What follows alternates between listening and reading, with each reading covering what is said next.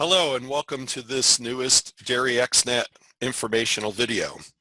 I'm Dr. Robert Van Saun, Extension Veterinarian with Penn State University and a member of the Dairy XNet Program Committee. We're very pleased to be providing informational videos to the dairy industry, and this video today continues our series in talking about a very important topic of farm safety. Our presenter in this video is Davis Hill from the Pennsylvania State University.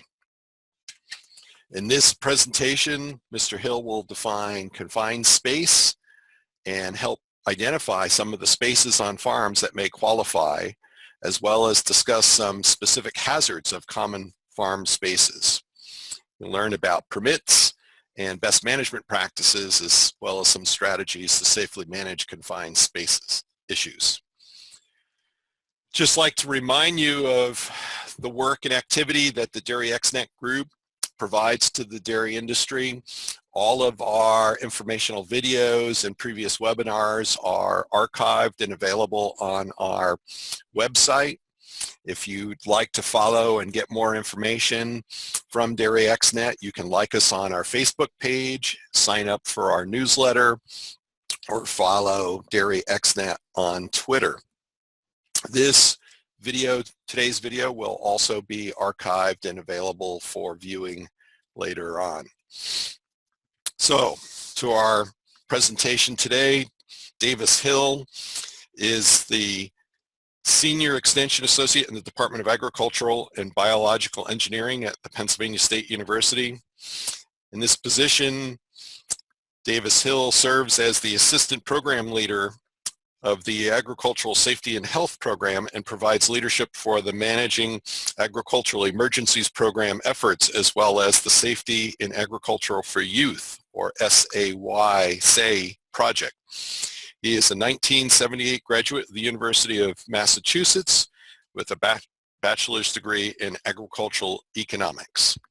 So with that, I'll hand the controls over to Davis and his presentation. Well, today we're going to talk about confined space safety on the farm.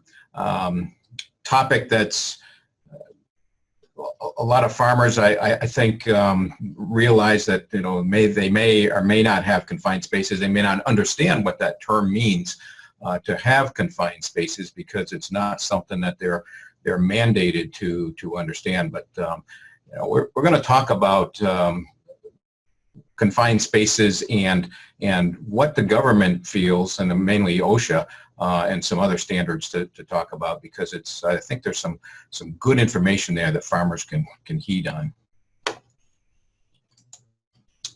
Specifically, what I want to talk about is define what confined spaces are and identify those spaces that typically are on dairy farms that would be considered confined spaces.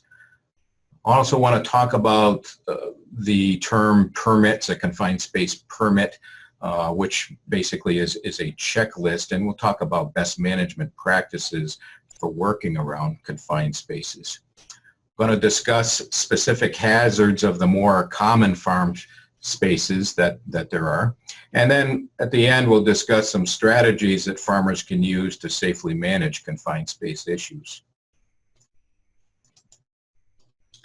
Some of the typical confined spaces, especially on dairy farms, are shown here. The bulk milk tank, the grain bin, silos, manure storages, wells. These are just some of the spaces that typically are not entered on a daily basis. Some of them are, like in a silo, but occasionally an operator or an employee would have to enter those spaces. And these are the things that we want to talk about, is trying to alert farmers to take some special precautions and to understand what some of the hazards are inside those spaces that they really ought to be thinking about.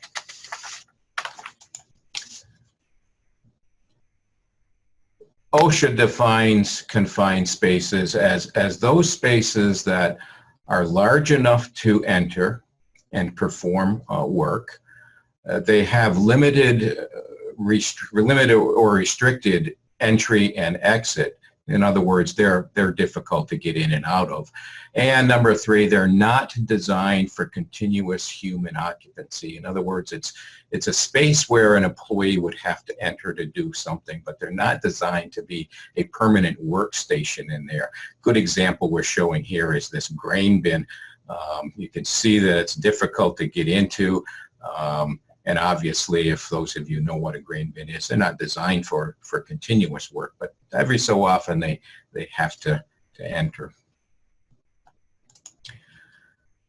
There are some good standards out there that I always recommend farmers and farm employees kind of take a look at as a best management practice. And obviously, the one that is out there since I guess the 1970s and 80s is the OSHA's standard on confined spaces, which is 29 CFR 1910-146. It's a pretty well thought out, very thorough standard.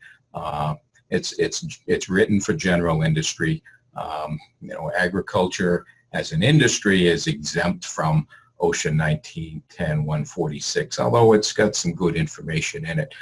A couple other consensus standards that are out there are ANSI and ASSE standards that they are, some pretty good information. And then NFPA has a nice manual. I really like that NFPA 350. It's again another consensus standard.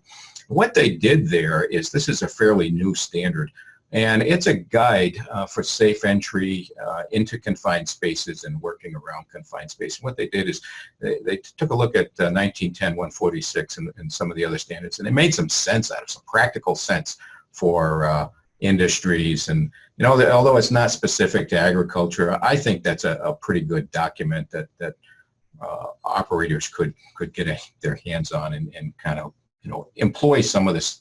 The recommendations that are in there.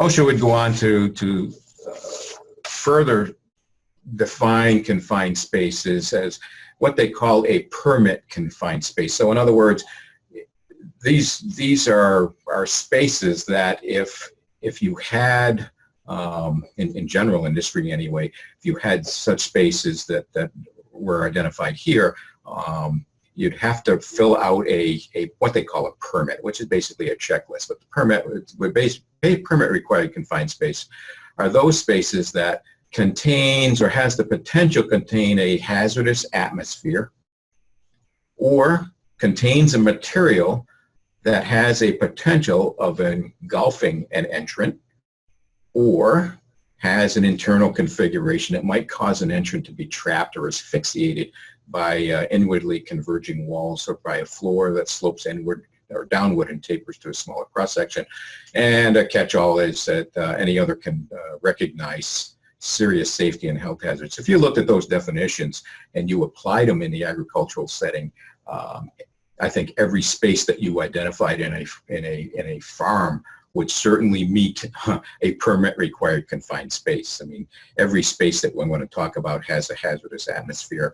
The grain bin certainly has a potential of engulfing an entrant. So we go down this path, and like I said, there's some good information that farmers really ought to think about employing here. So the question is it a permit space or not? And I really don't think that matters. Certainly to this discussion anyway. It matters to other industry folks, but a permit really depends on the work that's going to be performed, the inherent and the potential dangers, the hazards that you bring into the space at the time of entry. And basically it goes on to say any confined space with identified hazards needs to have a permit. And then, like I said, permit is just a checklist. I know in agriculture we don't like to hear that term permit, so I'm going to try to refer to it as a checklist for here on out. Checklist is basically a documented checklist that has the important actions. It's stuff that you need to think about if you're going into a confined space. Here's a checklist of things to at least process before you make the entry. And can those hazards be eliminated? And that's what this checklist is about. Identify what the hazard might be, and here's some actions to eliminate it, or at least try to make the area a little safer. So basically, like I said, it's just a checklist. It's a pre-entry evaluation. It talks about if you're going into a space that has a potential of entrapping you with an unloading mechanism, then hey, how about locking that mechanism out before you go in? If there's atmospheric hazards, how about testing the environment and recording those levels and comparing them with what safe entry levels are? Provide some ventilation and those kinds of things. So it's basically a checklist that talks about reducing those hazards and identifying and then working on mitigating them.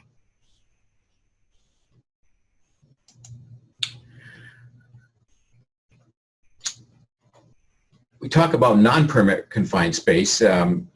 Basically, if you do your pre-evaluation, let's say you go through your checklist and you say there's no hazards identified.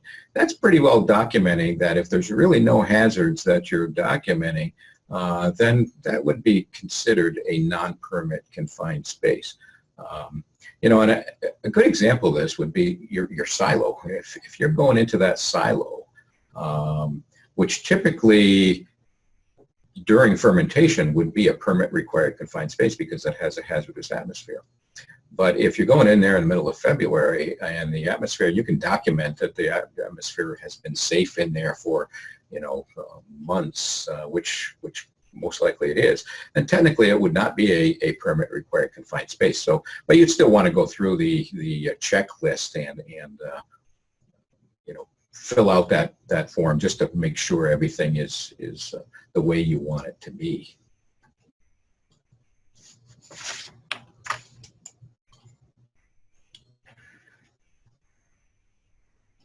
Let's say you had a space and you determined, yes, this space I want to enter into this particular grain bin. I have to go in and do some work, and there is a chance that if the unloading mechanism is running, I could be trapped in that unloading mechanism, that unloading auger. And so based on that hazard, you could say, yes, that's a permit required confined space. But if I lock out that unloader, if I disable the ability for that unloader to work, then you could say, well, I've reduced the hazards of that. So OSHA has a terminology where we could say we reclassified the space and again made that a non-permit space as well. Important consideration on all of these spaces and some of the summary that we make at the end, we'll talk about trying to identify the particular hazards in a space. And earlier I used the term inherent hazards. Inherent hazards are those particular hazards that are inherent with that particular structure. Inherent things have to do with what the size and the shape of the portal is. If you look at this silo chute, there's certainly some inherent hazards in here where you're going up into this 21-inch chute and crawling through a 21-inch door, as opposed to going into the side door of a grain bin and those kinds of things. So the inherent hazards of the space itself relate to the size and the shape of the portal. They relate to the product that's stored inside that storage unit. The fixed equipment that's inside there, and actually the physical location. So those are the type of things that you think about when you're surveying your farm and trying to identify, as many hazards as you can, so that you can develop a strategy to work around those things. We also used the term earlier on hazards that are introduced. So you have a space that you have to enter and do some work into, where you're bringing tools, you're bringing, you're going to perform some action inside that space. And so you're introducing potentially some hazards that can affect your safety while you're in there. Things like electrical equipment, ladders and tools. You may be going in with some compressed gas to do some what we call hot work if you're going in and cutting metal or you're welding or something like that. That action can use up the oxygen that's inside there. Chemical hazards if you're going in and performing some sort of cleaning. A good example here is this bulk milk tank. Let's say you have to enter this and perform some function, and you know, you're going in and using hot water. You know, the space right now, let's say you're very diligent and you drop a gas detector in there and you say, well, the oxygen inside this bulk milk tank before I make entry is fine, which it probably would be. And now I have to go in and do some cleaning, so I'm going to take some detergent in there and I'm going to take some hot water in there, and all of a sudden I start feeling very faint because the hot water has consumed the oxygen. It's pretty well purged the oxygen, and now we've got an increased level of CO2 in that tank because we brought in these hazards. We also use the term adjacent hazards, and those are things that hazards that can be generated, I guess, from you know, adjoining areas. Good example is if you had a silo that was gassing, a fermenting silo, that silo gas is going to come down the chute, and that could come into an adjacent area, like this grain pit. If this granary is located adjacent to some silos, and those silo gases are coming down the silo chute, and those silo gases could, because they're heavier than air, could settle inside this grain pit. So let's say you had to make entry into the grain pit. Those hazards are not inherent to the grain pit. At least silo gas is not inherent to the grain pit, but because the grain pit is adjacent to the silos, that could be a problem. We had a case like this in a feed mill not far from here, where they went down and wanted to do some hot work. They went down and had to use their cutting torch, and they struck their torch and caused an explosion because there was a propane leak adjacent to this, and the propane just kind of settled down into the pit. So confined space really is not safe for entry until all the hazards are thought about, identified, and evaluated, and then eliminated or controlled in some fashion. So, you know, how you would eliminate the hazard of propane or silo gas inside this feed pit is obviously you have to identify it. So that would take a gas detector, and then you'd have to ventilate, throw some fresh air in there to get the bad air out. Typical hazards in confined spaces that we talk about are, you know, mechanical, electrical, physical, chemical, atmospheric, biological, and psychological, and you know, not all spaces have all of these. I've highlighted the red one because in my mind, atmospheric hazards are the ones that really, they're the ones that we really need to be aware of. You can't see them, you can't smell them oftentimes, and you know, you can see a mechanical hazard, you can see an electrical cord, you know the physical of entry and exit portal, so those types of things, and you know whether you're afraid or not. But the atmospheric ones are really concerning. And when we talk about atmospheric hazards, we talk of three things. We talk of oxygen deficiency. We talk of combustible gases, and toxic gases. And most, like I said, none of these can be seen. They're all invisible. Most of them cannot be smelled at dangerous levels. So we'll take a look at each one of these. We talk about oxygen deficiency, that it leads to a very high risk of asphyxiation, which means you can't breathe.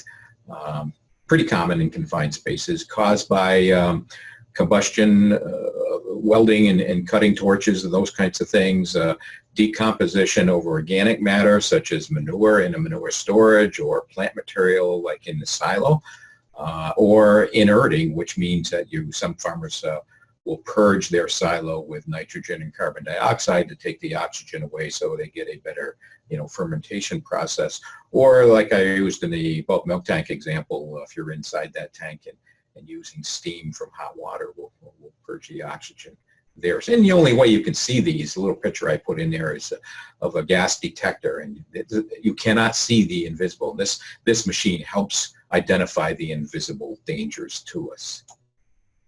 Just a quick chart that shows the safe levels of oxygen, and of course you need a meter to be able to tell you what the safe level of oxygen is.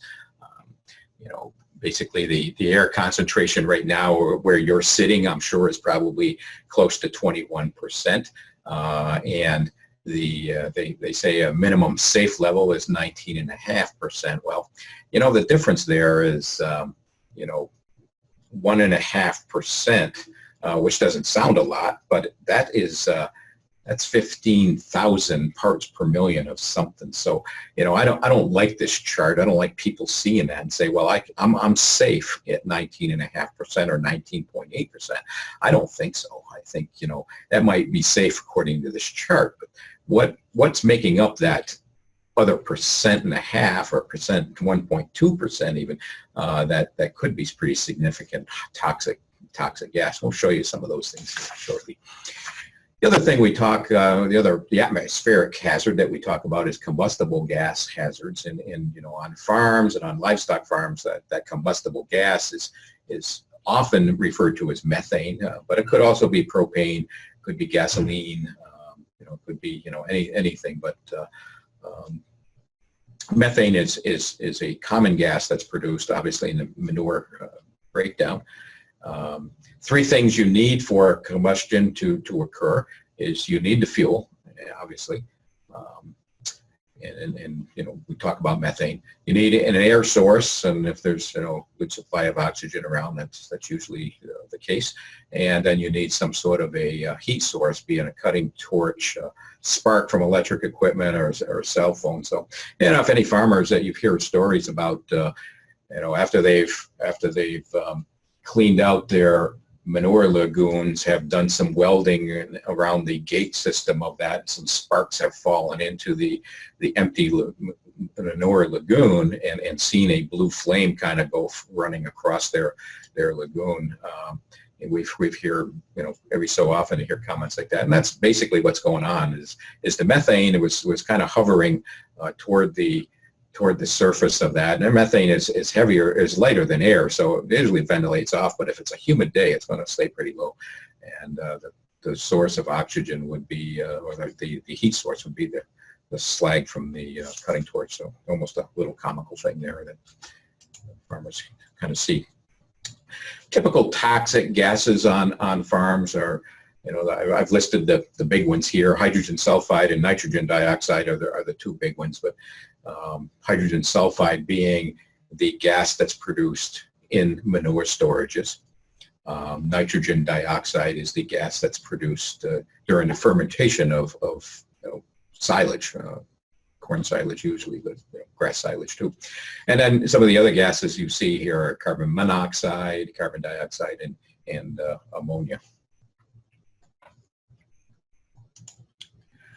Let's look at some more typical spaces on the farms, and we'll talk a little specifically about those. Silos. Basically, some of the hazards that we talk about with specific hazards on silos are obviously the physical inherent dangers of getting into them and potentially falling. There's mechanical hazards, electrical, obviously atmospheric, biological, and psychological.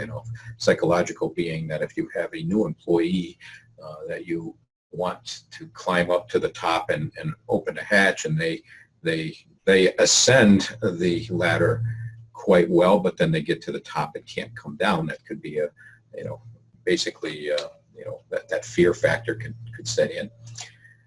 Specifically, the big ones that we talk about are the atmospheric hazard would be on top of my list regarding silos, and knowledge. Everyone should be knowledgeable about silo gases, and we'll talk about that here in a bit. But obviously the other hazards, falls. There've been a number of people that fall down the chute, and unfortunately could get serious injuries from doing that. Obviously there's an unloader in these silos that will need repair, and so there's a number of people that often get entrapped in that unloader, and now you have a pretty serious entrapment in a confined space. It's a substantial source of electricity going up into that unloader through that cord, and there's an electrical shock hazard. We talked about this here, the last slide. Worker just gets frozen up there and can't come down. And then there's the exposure to dust and molds. Obviously, if you look at this picture, you can see that there's just a tremendous amount of dust that collects in here, and some of these molds can start growing inside these chutes as well, and cause some pretty significant health issues. Silo gas. When we talk about silo gas, and this is the big thing, when you put silage, chopped hay or corn into that silo, it goes through a process. Can develop some pretty significant levels of carbon dioxide and oxides of nitrogen, and the most common of those is nitrogen dioxide. Exposure to that is called silo fillers disease. There's an official disease, so you can Google this and learn all you want about silo fillers disease. It's pretty significant. It's kind of, like I said, it's created by the fermentation process. Production begins within 4 hours of the silo being filled, and concentrations reach a maximum of 1 or 2 days. I'll show you a chart here in a second. I think it's pretty telling of how this works. Silo gas has a bleach-like odor, so if you're climbing the chute and you can smell the strong bleach-like odor and your eyes are burning, you've been exposed to at least a little bit of silo gas there. You may see it if red color or red or yellow color.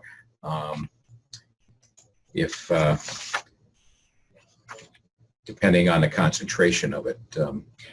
So nitrogen dioxide and carbon dioxide are produced simultaneously. Carbon dioxide usually starts first, but they're both of these gases are heavier than air, which means it's going to settle at that silage surface and come down the chute, okay? And if that chute's obviously attached to a feed room and there's livestock adjacent to that feed room, then this silo gas could affect those animals, and we have had reports of animals dying from that. So sometimes you see this as a white haze, a yellow haze, and if it's really bad, it's kind of an orangey, reddish brown haze. And you'd see some staining on the walls as well. So if you have that, that's pretty serious stuff. This is a very interesting chart that some research was done back in the 1970s. So shows the level of production of carbon dioxide and nitrogen dioxide, and it really shows that they're heavier than air. And if you looked at the numbers, and I'm not going to go through these, but just look at the NO2 numbers there, 1 foot above the surface, and compare that with the numbers of below that of NO2 at 5 feet above the surface, and you could really see significant differences in silo gas at these levels. So if you were inside that silo to, let's say you were going to level off the silage before you're going to cap it off and level that silage off, you could be standing there and your head could be above, 5 feet above the surface, 6 feet above the surface, and you might be in okay there. Let's say you drop your shovel or your rake and you have to bend over and pick it up. Well, you could be exposed to some significant levels of deadly levels of gas. Just kind of remember. Same thing with CO2. If you looked at those differences, pretty significant levels. If we, like in that first CO2, remember 19% CO2 is 190,000 parts per million. Keep that number in mind, and also keep the number of nitrogen dioxide in mind of when we go up here a couple slides here. Remember that 19% level, which was the lowest amount of carbon dioxide we saw. We basically, at that chart, showed carbon dioxide ranged anywhere from 19 to 78% at 1 foot above the surface. And so this chart tells you what the effect would be if somebody were involved in that amount of carbon dioxide. And so we'd be looking down at the bottom of this chart, basically. And then basically the bottom result is if you go inside that silo, that particular silo, during that period of time, there's no way you can survive that. Okay, so you'll be instantly overcome, and you would die. Same thing with the nitrogen dioxide levels. 2 slides ago, we showed you the NO2 ranging from 220 to 1,920 parts per million after 3 days of filling. And look at the exposure here of 200 parts per million. If we just took that and said, you get tightness in the chest, and death from prolonged exposure. So, there's no place to be during that fermentation period. The red numbers I have here, when you look at these charts, the STEL, NIOSH, obviously, is the entity. That STEL is a short-term exposure limit. Basically, it's either a 10 or a 15-minute exposure that they would recommend no higher than that for an 8-hour day. The OSHA PEL is the permissible exposure limit that's set at 3. So they'd say basically anything over 3, you can't go anywhere near that space. And then they would go on to say IDLH means immediately dangerous to life and health. That's what that term means. Let's switch to grain bins. Grain bins basically, they really don't have an atmospheric hazard for the most part, but they do have obviously the ability to get inside them, especially through the top portal. Mechanical hazard being a couple things, the engulfment and grain, so that's kind of like a mechanical hazard. Chemical hazard, biological and psychological. The big hazard with grain bins is being engulfed in flowing material and then being entrapped in the unloading mechanisms. But we've also had people falling, trying to get in to the bin, trying to make the transition from the roof portal to the ladder and falling down, and also exposure to dust and fumigants. People don't realize how quickly you can be trapped in grain, and a neat little chart here that really shows with some accuracy how quickly, and within 5 seconds, you can be walking through grain and be in a position where you need help getting out. Anybody that gets buried just short of their waist or their crotch area, basically is going to need some help to get out. They're not going to be able to get out of the grain themselves, and certainly if they get up to their waist. So within 5 or 10 seconds of being caught in flowing material, you're going to be in a role where you need to be trapped. And if you looked at the chart, within 25 seconds, if that unloading mechanism is running or that grain is moving, you're going to be completely engulfed. And you know, they also don't realize is the force that it would take to pull somebody out of an entrapment. So if you're up to your waist, if you're a 160-pound person and you're caught to your waist, somebody would need to give you 300 pounds of force to be able to pull yourself out of there, and that's not easy to do. So it's not as easy as being, you know, just getting somebody out of grain by pulling on them. The bulk milk tank we talked about, again, it's not an area that would often be entered, but it is a space and it has a hole, and so, you know, on farms, you know, farmers would go in. I think the big thing here is an atmospheric hazard. Certainly that's the most prevalent. You know, when we talked about that, hot water is going to consume the oxygen, and then add to that the dangers of the fumes of the detergent and potentially acids that you're using inside that tight space. That's something to warrant. When we talk about manure storages, the big hazards there, obviously, again, are the atmospheric hazards. Manure gas, which basically is the same thing as sewer gas. Hydrogen sulfide is the big thing that is produced during the breakdown of manure, along with methane. Methane is an explosive gas and ventilates fairly easily, although in an enclosed barn, if it's coming up through the slotted floor, could be a significant explosive hazard.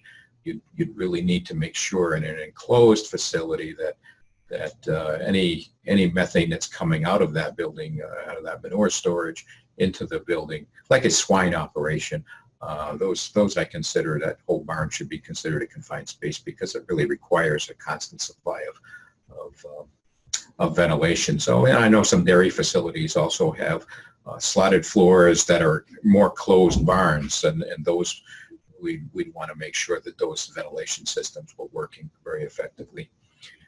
The other hazards involved with manure pits and hazards are, you know, the mechanical mechanism entrapments, the being entrapped in the unloading system, the agitators and those kinds of things, and obviously slips and falls around the structure itself.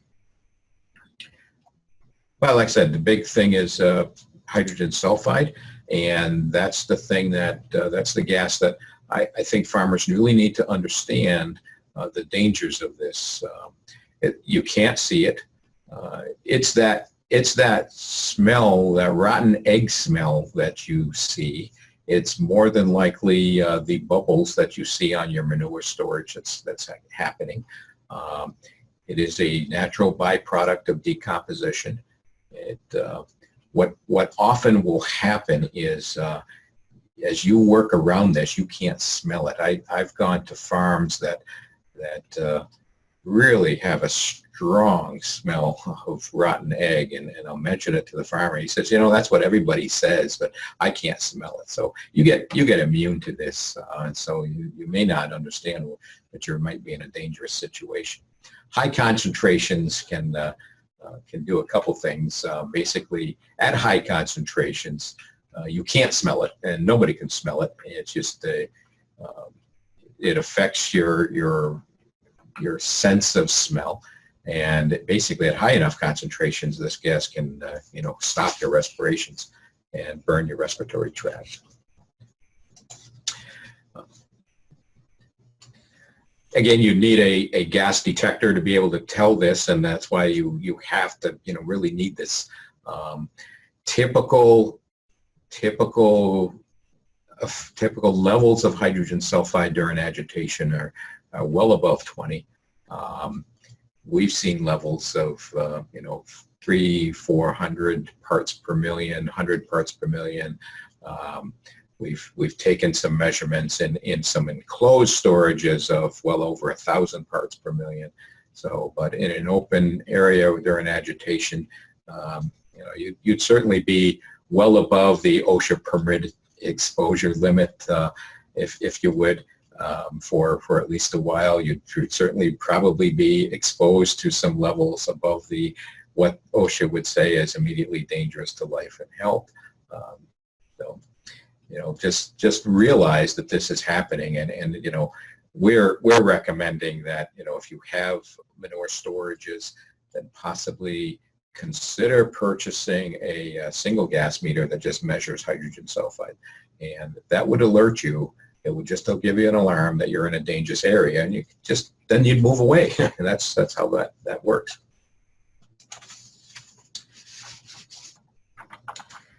So let's end up and talk about some best management practices, strategies that you can work for working around confined spaces.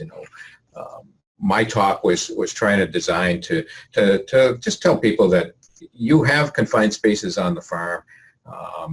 And if you do, there are some inherent dangers with these spaces, and I think everybody needs to understand those. And I think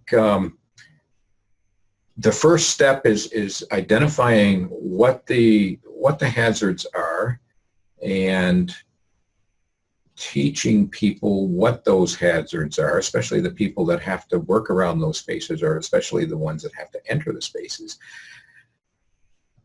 Give some thought about eliminating those hazards. Obviously, what we want to do, the best thing to do would be to get rid of them. One of the big questions you really ought to ask is, do you really have to enter that space? Do you absolutely have to enter, or is there some other way you can perform whatever function it is? And oftentimes that's not possible. Understand you have to go into those spaces. So take some time to understand what the hazards are of that particular space, and then develop some strategies, some policies, if you will, some administrative policies that everybody has to follow, and then train people what those policies are. Good way to do this is, if you have an environment where that there's a toxic atmosphere, then before you go into that toxic space, you can eliminate that atmosphere by substituting fresh air through ventilation. So if you look at this chart of hierarchy of control, the best thing to do is to eliminate the hazard. And I have a term that I use that said, let's make the space safe for entry.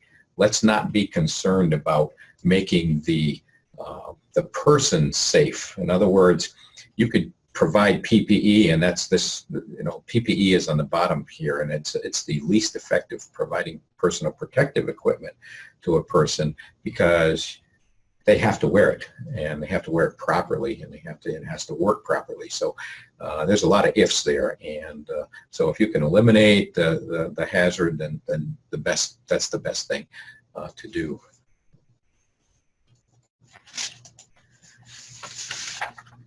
You can eliminate mechanical hazards by employing lockout tagout. Lockout tagout means basically just shutting off the electric power. If you're going up into that silo and you want to work on that unloader, before you go up, you should lock off that unloader and put a lock on it. Turn it off and then put a lock on it.